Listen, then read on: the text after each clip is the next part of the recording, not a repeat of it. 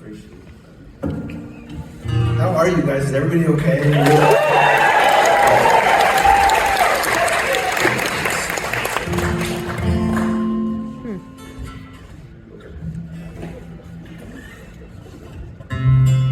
I have the pick channel down just a tiny bit? Thank you.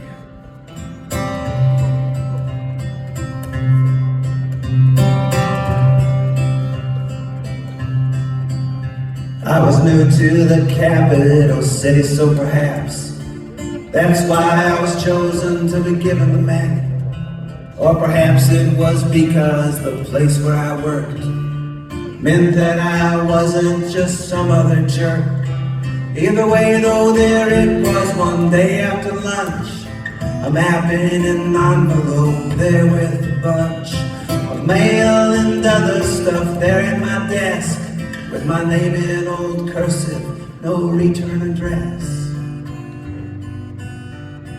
The map of the capital city was clear, and a dot marked the spot where it said you are here.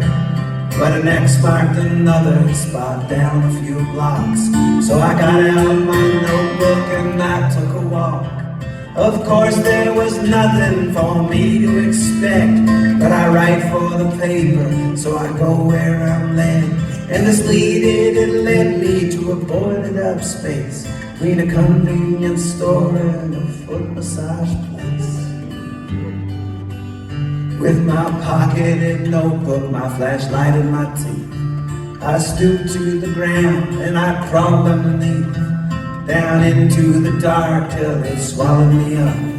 I crawled downwards and downwards towards I didn't know what, till after what felt like a mile, maybe more, the ground opened up to a vast marble floor and a vast marble ceiling arched high and away, far up in the shadow where the real world lay.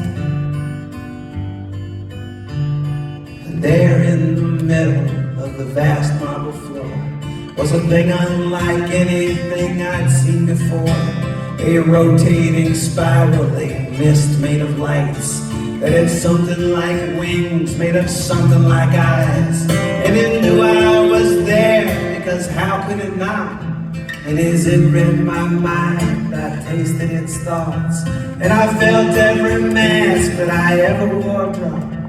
And I knew in that instant I was looking at God, but not the God I'd read about or had been taught. Not some almighty, vengeful, beneficent God. This God had been humbled or diminished or both, and whatever it once was now tied to a post. Still I read its mind, or whatever it's called. It told me of how they locked it in a vault.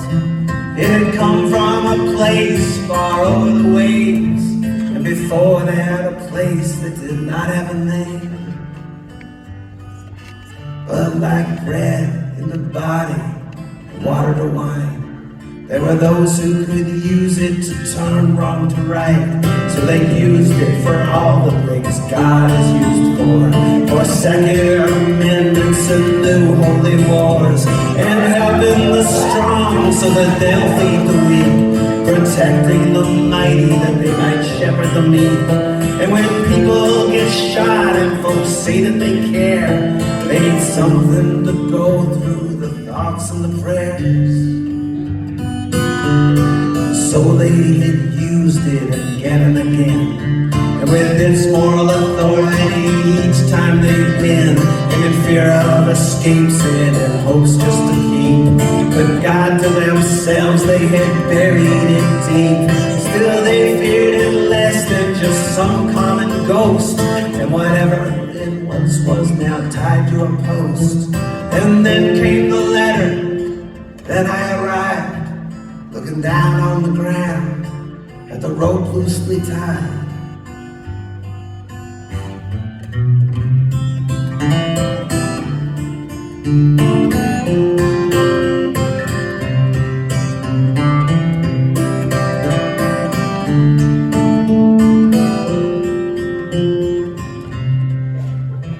Oh, to have been trapped here there for hundreds of years, fed on requests and watered with tears, when like all wild things it deserved to be free, to live on its own, and maybe then so could we.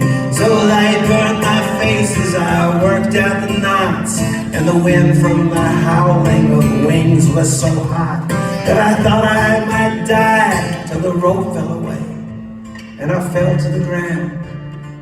That's where I stayed.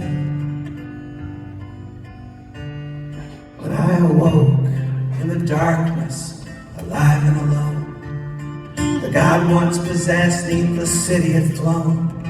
So I picked up my flashlight and left as I came. Back out on the street, it had started to rain.